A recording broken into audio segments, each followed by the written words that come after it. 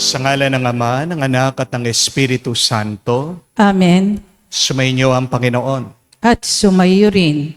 Mga kapatid, tayo muli ay nagpupuri at nagpapasalamat sa Diyos dahil sa Kanyang kabutihan, pagmamahal sa atin. Palagi tayong kinakausap ng Diyos. Ang kasabihan nga, sa ating tuwa, binubulungan tayo ng Diyos. Sa ating mga paghihirap, sinisigawan niya tayo. Ano ang gustong sabihin sa iyo ng Diyos ngayon? Buksan mo ang iyong isip, ang iyong tenga, ang iyong puso sa Diyos. Dahil ang kanyang salita ay buhay at pagpapala. Kaya naman tayo napapasama dahil hindi ang Diyos ang ating sinusundan, kundi ang sarili nating kagustuhan. Sa mga pagkakataon na kung saan narinig natin, naunawaan natin, pinapagawa ng Diyos, pero kabaliktaran pa rin ang ating ginagawa, ang ating pinipili sa ating buhay. Pagsisihan natin ang mga pagkakataong ito, hilingin natin muli ang kanyang awa, at naway makita tayo minsan pa maging karapat-dapat makatanggap sa mga banal na misteryo. Inaamin ko Sa makapangyarihang Diyos at sa inyo mga kapatid, na lubha akong nagkasala sa isip, sa salita, sa gawa at sa aking pagkukulang.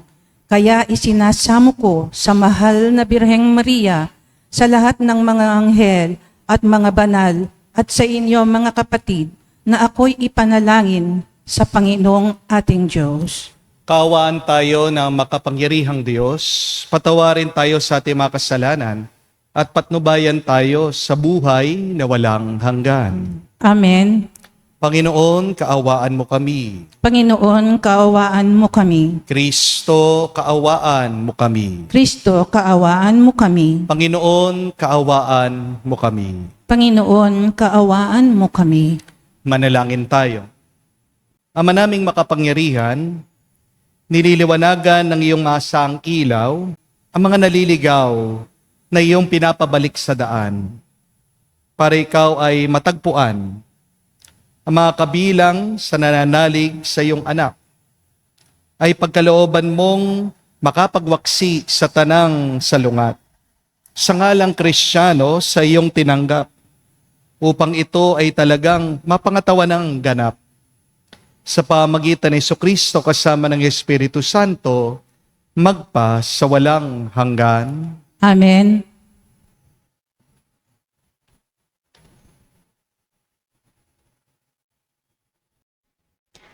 Pagbasa mula sa aklat ng Exodo. Noong mga araw na iyon, may mag-asawang buhat sa lipi ni Levi na nagkaanak ng lalaki. Napakaganda ng bata, kaya 3 buwang itinago ng ina. Nang hindi na ito maaaring itago pa, kumuha siya ng isang basket na yari sa tangkay ng tambo at pinahiran ng alkitran. Pagkatapos isinilid niya rito ang bata at inilagay sa talahiban sa gilid ng ilog. Ang ate naman ng bata ay lumagay sa di kalayuan upang tingnan kung ano ang mangyayari. Maliligo noon sa ilog ang anak na babae ng Faraon. Natanaw niya ang basket kaya't ito'y ipinakuha sa kanyang katulong na naglalakad-lakad naman sa tabing ilog. Nang maiabot sa kanya ang basket, inalis niya ang takip nito at nakita ang batang umiiyak. Naawa siya at kanyang nasabi, "Ito'y anak ng isang Hebrea." Ang kapatid naman ng bata ay lumapit sa prinsesa at kanyang sinabi, "Kung ibig po ninyo, ihahanap ko siya kayo ng isang Hebreyang mag-aalaga sa batang iyan." "Sige, ihahanap mo." "Ihahanap ko," sagot ng prinsesa. Umalis ang batang babae at tinawag ng kanyang ina. Nang dumating ito, sinabi ng prinsesa, "Alagaan mo ang batang ito at uupahan kita." Kinuha ng ina ang bata at inalagaan. Nang malaki na ang bata, dinala siya ng kanyang ina sa prinsesa at siya'y itinuring na anak nito. Sinabi niya, "Napulot ko siya sa tubig, kaya Moises ang ipapangalan ko sa kanya." Nang binata na si Moses, dinalaw siya ng kanyang mga kababayan at nakita ang hirap na tinitiis ng mga ito dahil sa mabibigat na gawain. Nakita pa niyang sinasaktan ng isang Ehipsyo ang isang Hebreho. Lumingalinga siya nang walang makitang tao. Pinatay niya ang Ehipsyo at ibinaon sa buhangin. Nagbalik siya kinabukasan at may nakita siyang dalawang Hebreyong nag-aaway. Tinanong niya ang may kasalanan, "Bakit mo sinaktan ang kapwa mo Hebreo? Sino ang nagbigay sa iyo ng kapangyarihang mga siwa at humatol sa amin? Papatayin mo rin ba ako tulad ng ginawa mo sa Ehipsyo?" Ganting tanong nito sa kanya. Natakot si Moises nang marinig niya ito at noon niya nalaman na may nakakita pala sa ginawa niya sa Ehipsyo. Nakarating ang balita kay Faraon, kaya ibig niyang ipapatay si Moises. Ngunit ito'y nakatakas at nakarating sa Madian. Ang salita ng Diyos. Salamat sa Diyos. Dumulog tayo sa Diyos upang mabuhay ng lubos. Dumulog tayo sa Diyos upang mabuhay ng lubos. Lumulubog ako sa burak at putik at sa malaking along nagngangalit. Dumulog tayo sa Diyos upang mabuhay ng lubos. At sa ganang akin ako'y dadalangin. Sa iyo, O Poon, sana'y iyong dinggin. Sa mga panahon na iyong ibigin, dahil sa dakilang pag-ibig sa akin, ang iyong pangakong pagtubos ay sundin. Dumulog tayo sa Diyos upang mabuhay ng lubos. Naghihirap ako't mahapdi ang sugat. O Diyos, itayo mo, ako ay iligtas. Pupurihin ang Diyos aking aawitan. Dadakilain ko't pasasalamatan. Dumulog tayo sa Diyos upang mabuhay ng lubos. Kung makita ito niyong mga dukha, sila ay sasamba sa laki ng tuwa. Dinirinig ng Diyos ang may kailangan. Lingkod na bilanggoy, di nalilimutan. Dumulog tayo sa Diyos upang mabuhay ng lubos.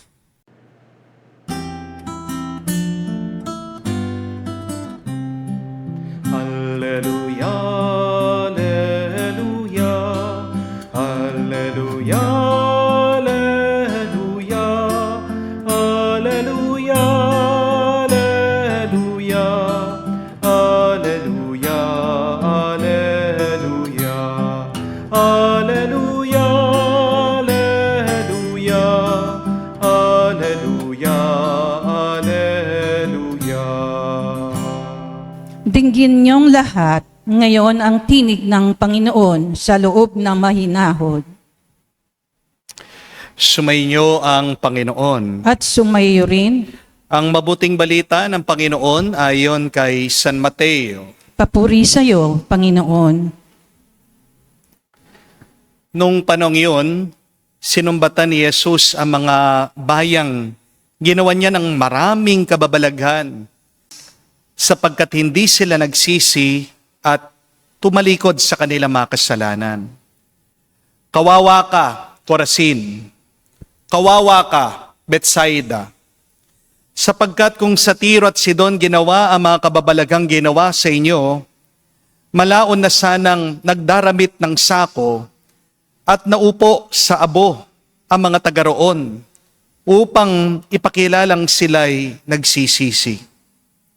Ngunit sinasabi ko sa inyo, sa araw na paghuhukom ay higit na mabigat ang sasapitin ninyo kaysa sa sasapitin ng mga taga-Tiro at taga-Sidon. At ikaw, Kapernaum, ibig mong mataas hanggang sa langit, ibabagsak ka sa Hades, sapagkat kung sa Sodoma ginawa ang mga kababalaghang ginawa rito sa inyo, sana'y nanatili pa ito hanggang ngayon. Ngunit sinasabi ko sa inyo, sa araw na paghuhukom ay higit na mabigat ang ipapaparusa sa inyo kesa sa dinanas ng Sodoma. Mga kapatid, ang mabuting balita ng ating Panginoon. Pinupuri ka naming Panginoong Hesus Kristo. Magandang araw po muli sa inyong lahat. Meron pong isang kwento tungkol sa isang ama na may katandaan na. Siya po ay may sakit, nakahiga sa kama. Nakakonekta po lahat ng mga medical gadgets sa kanya.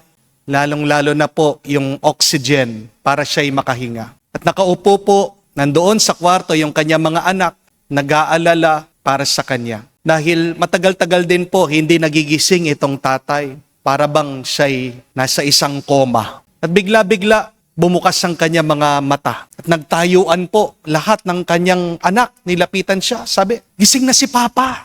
Dito, lapitan natin. Papa, okay ka lang ba? Biglang binubuksan po nitong ama yung kanyang bibig.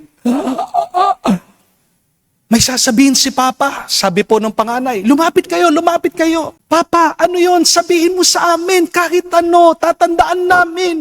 Anong gusto mo sabihin, Papa? Sabi nila, ito pong matanda, hirap na hirap talaga. Ano yon, Papa? Lumapit pa kayo, sabi po nung kuya. No? Bigla-bigla, ito pong tatay na matanda, tinuturo yung oxygen, sabi, hindi ako makahinga. Tinatapakan niyo yung oxygen ko, sabi niya. Kasalanan pala nila. Bakit hindi siya makahinga? Bakit namamatay-matay na siya? Mga kapatid, napakagandang aral. Huwag ka lang basta't tumahimik.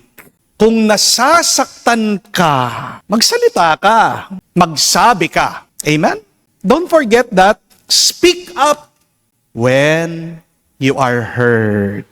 Say something when something is wrong. Kung tatahimik ka na lang, baka akalain ng iba, okay ka lang. Di po ba? Pero kung hindi ka talaga okay, sabihin mo. Bakit ang dami po mga tao ngayon nagdurusa, nasasaktan, nalulungkot, nadidepress? Kasi tinatago nila sa kanilang loob. Di po ba? Your pain will become much worse if you hide it, if you bottle it.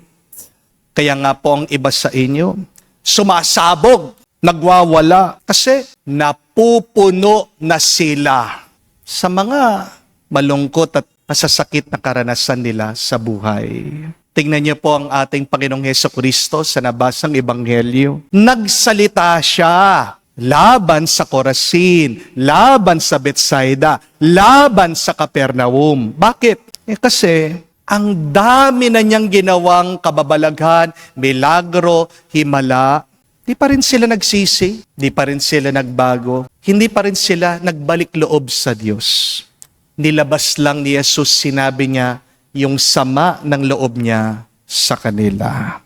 Hindi kinimkim ni Jesus ng ating Panginoon yung naiisip at nararamdaman niya. Sinabi niya ito.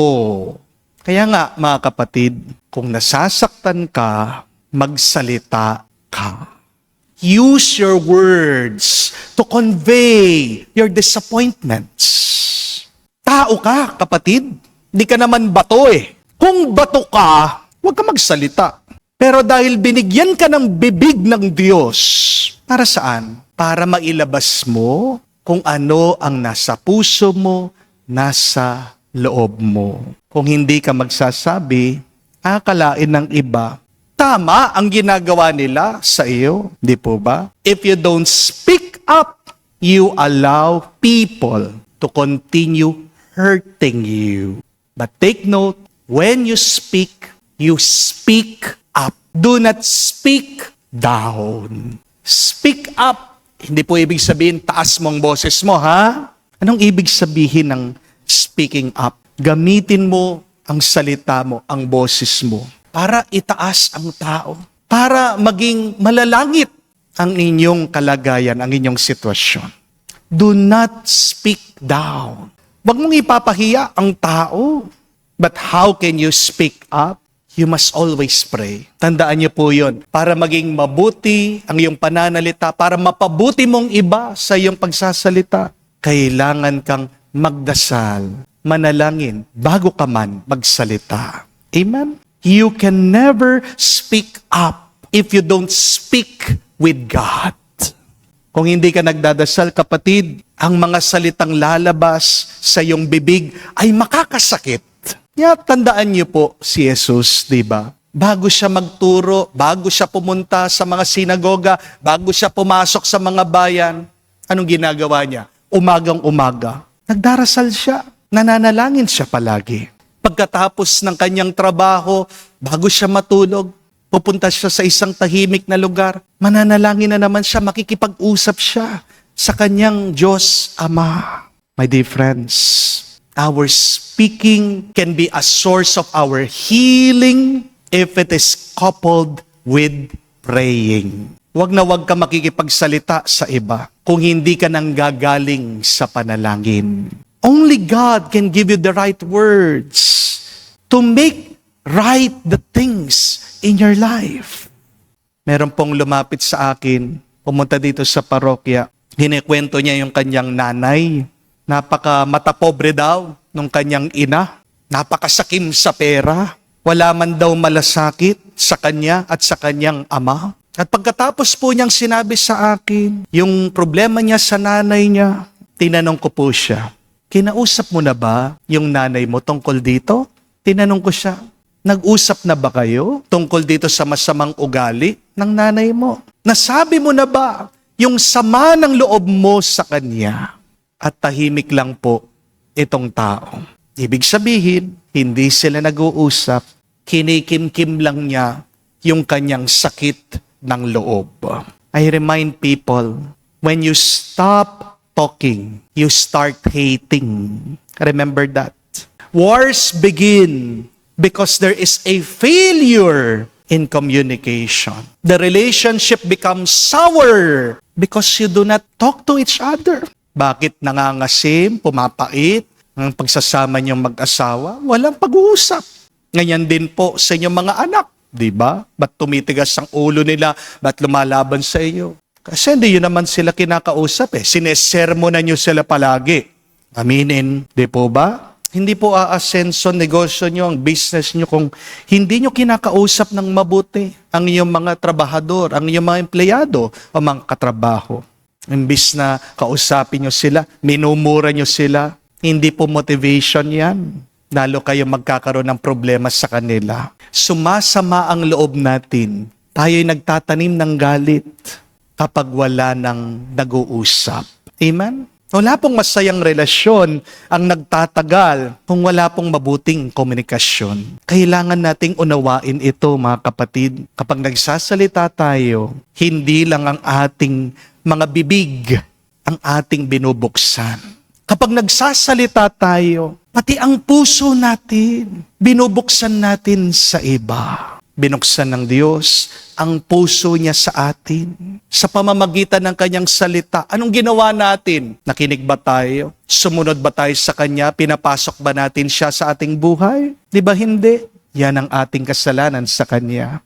Hindi natin masisisi bakit nagagalit ang Diyos sa atin. Pero gitna ng kanyang galit at pagkadismaya, hindi nababawas ang kanyang pagmamahal sa atin. Hari nawa, buksan din natin ang ating isip, ang ating tenga, ang ating puso sa Diyos para makapasok siya sa ating buhay at para magbago ang ating buhay sa kanyang grasya.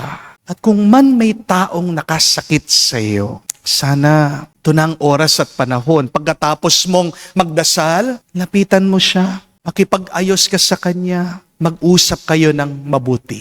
Amen? Healing starts by talking. Kasi kung titigil kang makipag-usap, kung titigil kang magsalita, kung tatahimik ka na lang, itatago mo yung iyong galit sa iyong puso, sinasaktan mo lang ang sarili mo, kapatid. Amen? Kung wala ka pang lakas ng loob, nakausapin ng taong yan, talk to the Lord about this. Open your heart to God and then listen to God. Natanong man yung marinig mo sa Diyos, sundan mo. Amen? Remember, speak up, do not speak down on anyone. Speak up always. Do not just cry. Huwag niyo lang dadaanan sa iyak. Speak up. Do not just be angry and resentful. May paghihilom sa pananalita. May pagmamahalan sa mga nag-uusap.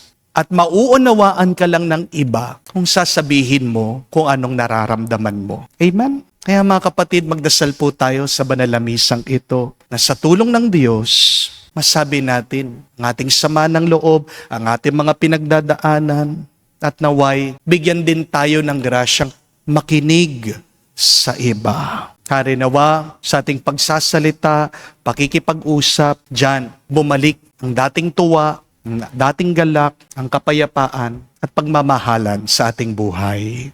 Amen.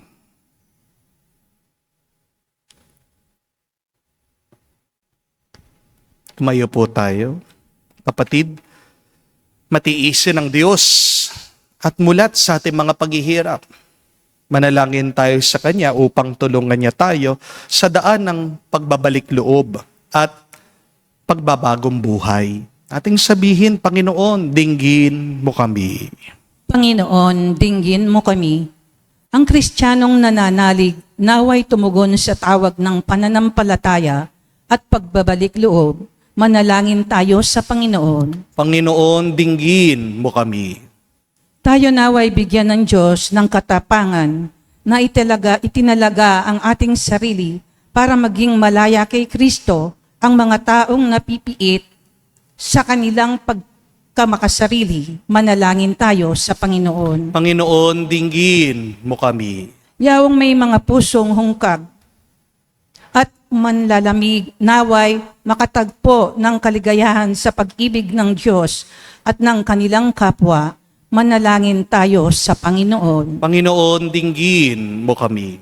Sa katahimikan po ng ating puso, banggitin natin, sabihin natin sa Diyos ang ating mga personal na pangangailangan. Diyos ng habag at pag-ibig, pakinggan mo ang daing ng mundong nasusukol sa pagdurusa at pagkakasala. Palayain mo nawa kami sa pamagitan ni Kristo, aming Panginoon. Amen.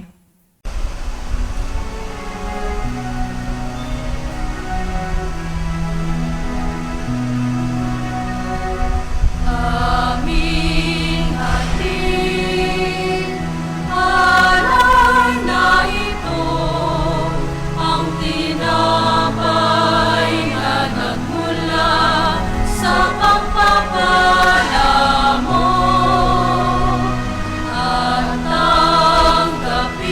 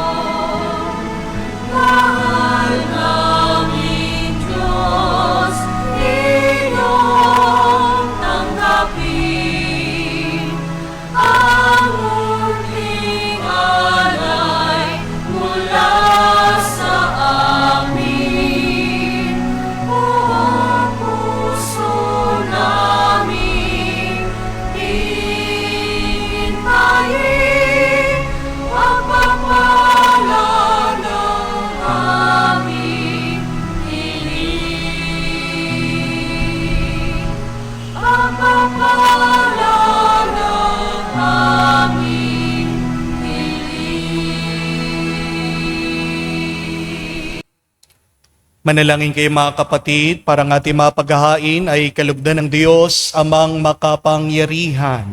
Tanggapin nawa ng Panginoon itong paghahain sa iyong mga kamay, sa kapurihan niya at karangalan, at sa ating kapakinabangan at sa buong sambayanan niyang banal. Ama naming lumikha, tunghayan mo ang mga alay na iyong nagsusumamong sambayanan. At tanggapin mo ang mga ito para madagdagan ang iyong kabanalan sa mga nananalig na tunay. Sa pamamagitan ni Jesucristo kasama ng Espiritu Santo, magpa sa walang hanggan. Amen. Sumainyo ang Panginoon. At sumaiyo rin, Itaas sa Diyos sa inyong mga puso at diwa. itinaas na namin sa Panginoon. Pasalamatan natin ang Panginoong ating Diyos. Marapat na siya ay pasalamatan. Ama namin makapangyarihan, tunay nga marapat ikaw ang aming pasalamatan na sa iyong aming buhay, pagkilos at pag-iral. Sa pamumuhay namin araw-araw, tinatamasa namin ang iyong pagmamahal. Sa pag-ibig mong pinunla sa sangkatauhan ng Espiritu Santo'y unang aning bigay ng anak mong naglagak sa amin ng katiyakan, nakalaang mabuhay kami sa piling mo kailanman.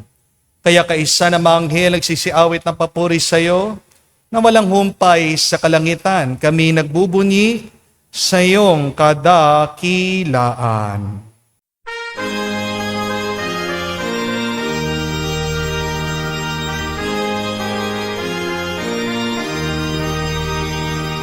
Santo, Santo, Santo, Panginoong Diyos ng mga hukbo. Napupuno ang langit at lupa ng kadakilaan mo. Hosana sa kaitasan, pinagpalang na paninito sa ngalan ng Panginoon. Hosana sa kaitasan, Hosana sa kaitasan.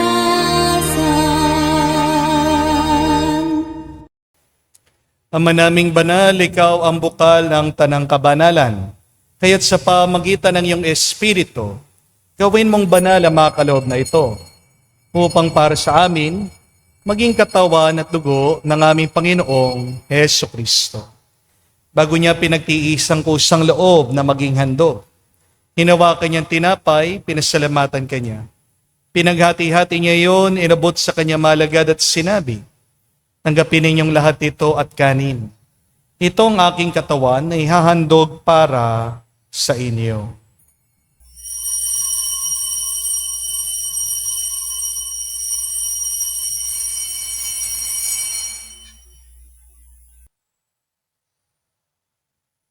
Gayon din naman na matapos ang hapunan, hinawakan niyang kalis. Muli kanyang pinasalamatan. Inabot niyang kalis sa kanya malagad at sinabi, tanggapin ninyong lahat ito at inumin. Itong kalis ng aking dugo. Nang bago at walang hanggang tipan, ang aking dugo na ibubuhos para sa inyo at para sa lahat, sa ipagpapatawad ng mga kasalanan. Gawin ninyo ito sa pag-alaala sa akin.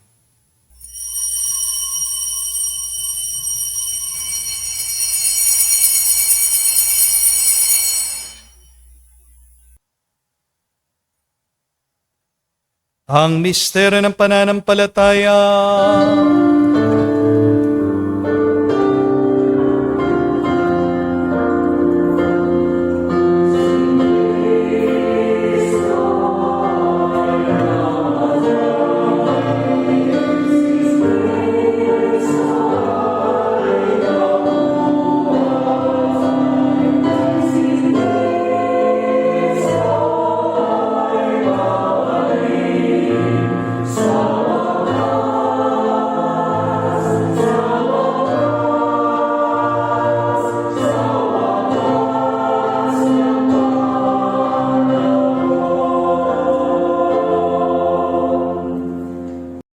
Ginagawa namin ngayon ng pag-alaala sa pagkamatay, muling pagkabuhay ng iyong anak.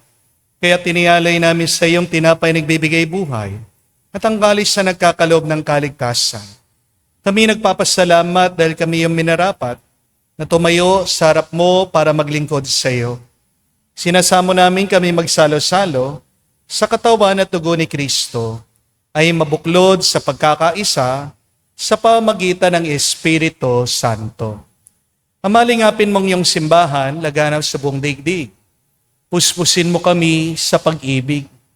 Kaisa ni Leon, ang aming Santo Papa, si Florentino, aming Arsobispo ng Tanang Kaparian. Alalahanin mo rin ang aming mga kapatid na nahimlay. May pag-asang sila'y muling mabubuhay. Gayon din naman lahat ng mga pumanaw. Kawan mo't sila't patuloyin sa iyong kaliwanagan. Kawan mo at pagindapatin kaming lahat na makasalo sa iyong buhay na walang wakas.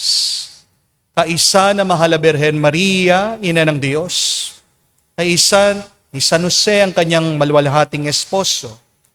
Kaisa na mga apostol at lahat ng mga banal na namuhay dito sa daigdig na kalugod-lugod sa iyo. May pagdiwang naman namin ang pagpupuri sa ikararangal mo sa pamagitan ng iyong anak aming Panginoong Heso Kristo. Sa pamamagitan ni Kristo, kasama niya at sa Kanya, ang lahat ng parangal at papuri ay sa iyo, Diyos Ama, makapangyarihan, kasama ng Espiritu Santo, magpasawalang hanggan. Amen, amen, amen. Sa nakagaling na utos sa turo ni Jesus sa Panginoon natin at Diyos, ipahayag natin ng lakas loob.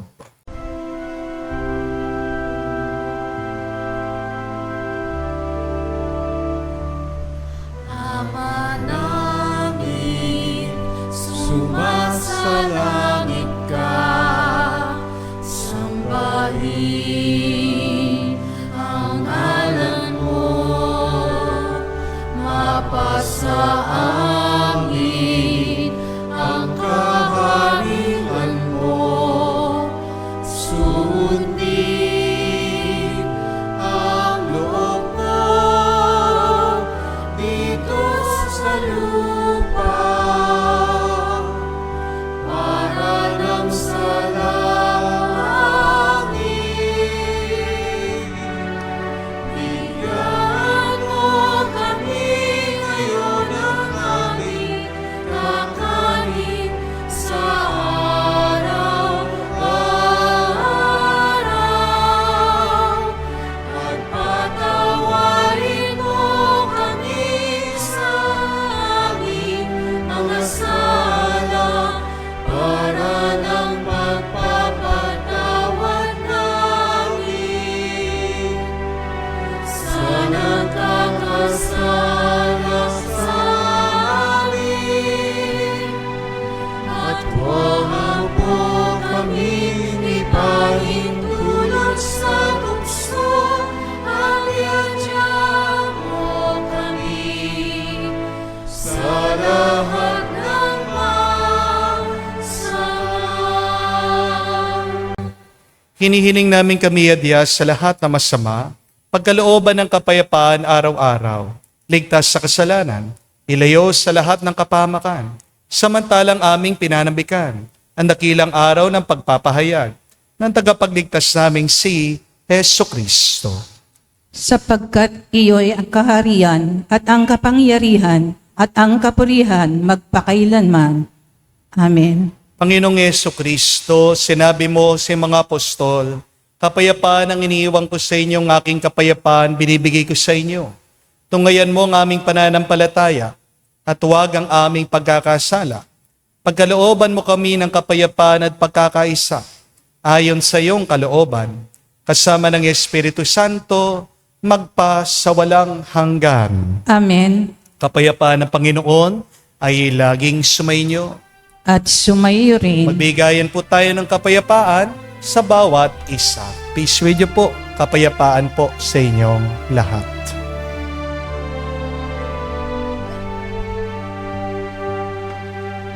Kordero ng Diyos,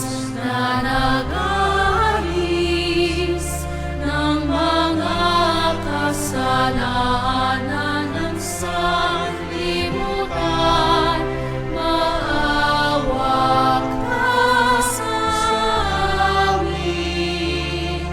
Maawa ka sa amin.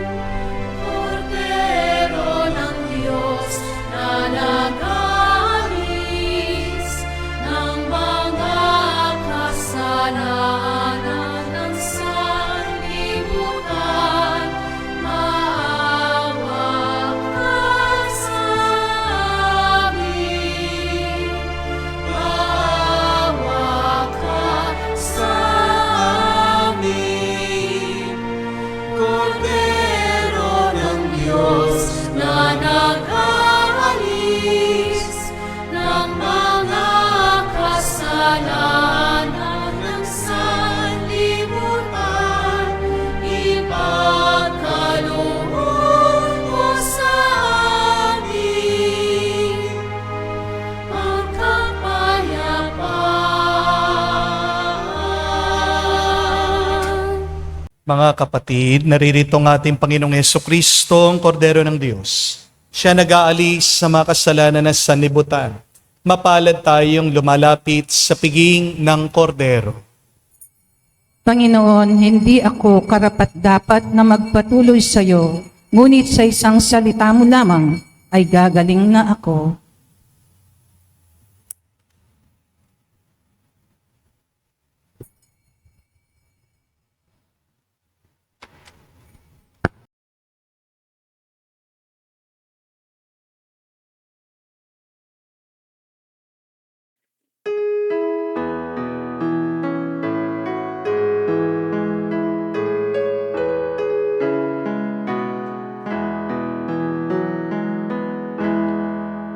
Tinanggap ko ang buhay na Diyos, puso ko ay nakala.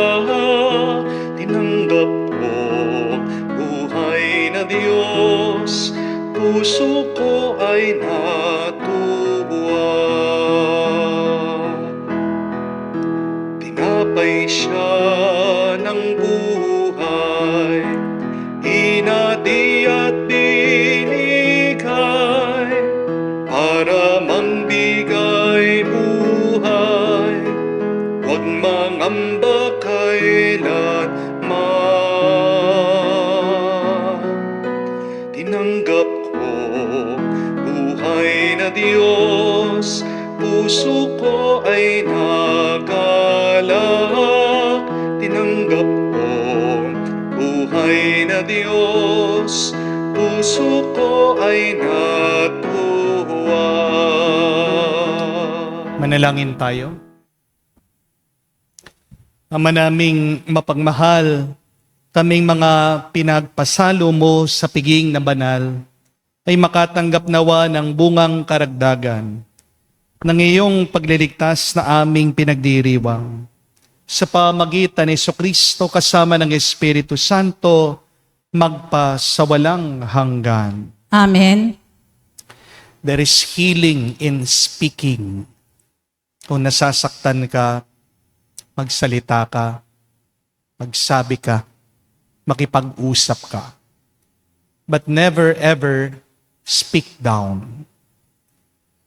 Pag nagsasalita ka, dapat malinaw sa iyo ang dahilan. Bakit kinakausap mo ang taong yan? Bakit sinasabi mo ang iyong nararamdaman? Not to make them feel bad. Hindi para ipahiya ang tao, hindi para patunayan mo mas tama ka, mas mabuti ka. Magiging mas malinaw ang iyong intensyon, magiging mas busilak ang iyong kalooban bago ka man makipag-usap kung mananalangin ka. Makinig ka muna sa Diyos bago ka makipag-usap, makipagsalita sa iba. Doon ka lang maghihilom, doon lang gagaling ang sakit ng iyong loob. When people stop talking, they start hating. We can only understand the other by always communicating talking to one another. Kung hindi talaga kayo magkaintindihan, tumigil muna. Pahinga muna. Hindi yung agad maghihiwalay. Hayaan nyo munang bumaba yung inyong mga emosyon. Then, bumalik muli. It's not only what we say, but how we say it. Mind the tone of your speaking. Kahit na maganda yung mga salita, pero pangit yung pagkasabi, nakakasakit pa rin yan. Hindi po ba? So be clear. Why are you speaking up? Why are you telling this? Para saan? Harinawa, pag ikaw ay nakikipag-usap dun sa mga taong nakasakit sa iyo, ang intention mo ay para bumalik yung mabuti, magandang ugnayan niyo to mend broken relationships. Ask the Lord for the love to return in your relationship. Yun yung magandang dahilan ng pagkikipag-usap. So, for your assignment, pray before you talk. Sumayin niyo ang Panginoon. At sumayo rin At kayo basbasa ng Diyos, makapangyarihan sa lahat, sa ngalan ng Ama, ng Anak, ng Espiritu Santo. Amen. Ang ating misa ay natapos na. Pumayo kayo sa kapayapaan ni Kristo. Salamat sa Diyos.